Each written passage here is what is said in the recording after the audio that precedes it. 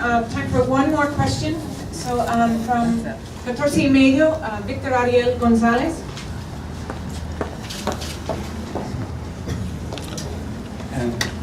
During these days, there has been a summit, a cumbre in Habana about the technologies, internet, and informatization of the Cuban society. What do you think during your visit? How have you observed the Cuban the desire of the Cuban government about to cooperate with the United States in this specific issue?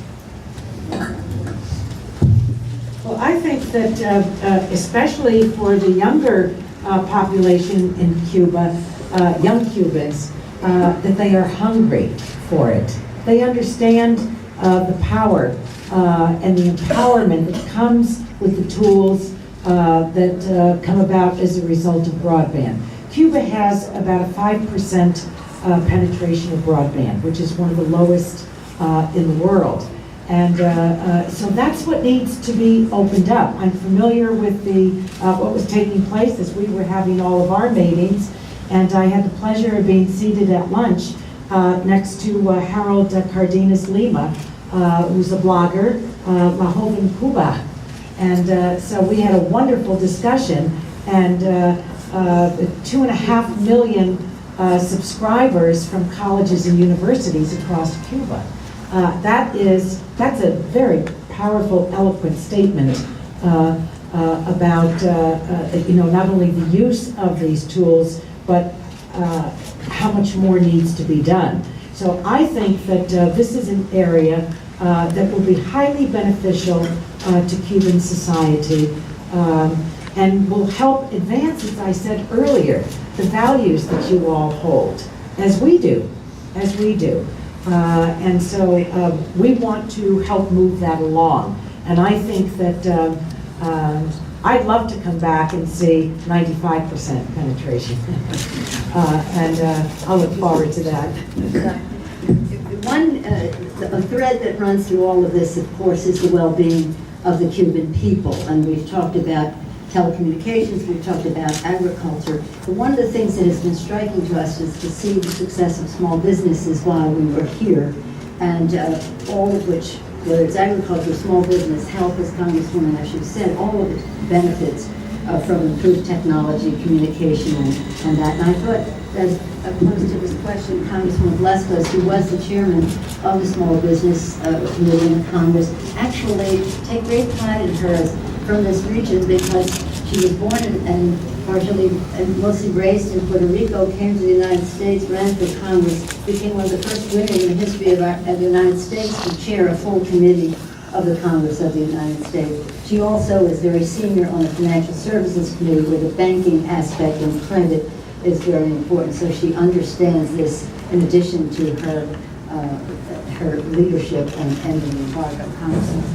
Well, today we met with some small businesses, and let me just say that in the United States, 28 million small businesses represent the backbone of the American economy. They are the fuel, what fuels the American economy.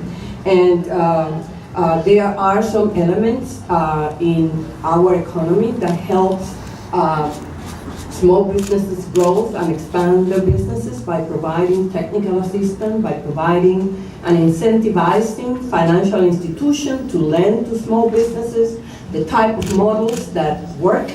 And we would like to be able to share our experience in promoting economic development here in Cuba so that the Cuban families are empowered economically and produce and create the jobs that will make this economy stronger for every Cuban family.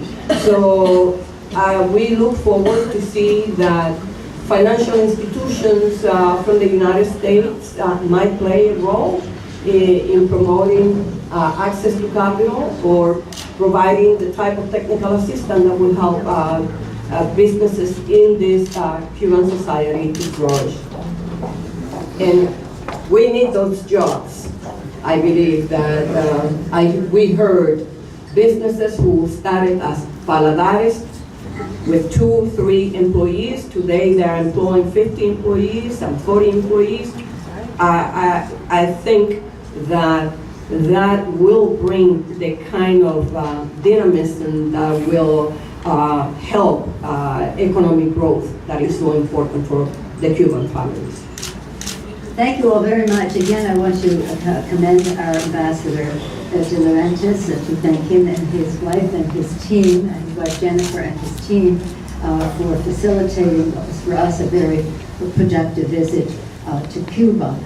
Just end on how our meeting with Cardinal Ortega went this morning when he talked about reconciliation, as he did at Mass yesterday on Ash Wednesday, talked about reconciliation being so central to making progress and going forward, and also the power of prayer. So while we all work very, very hard, each in our own way, to persuade our colleagues, to speak to the American people about these issues, we think for the benefit of the people of Cuba, it's important for us all to be effective and for us to pray that it happens much sooner rather than later. Thank you all very much. Thank you.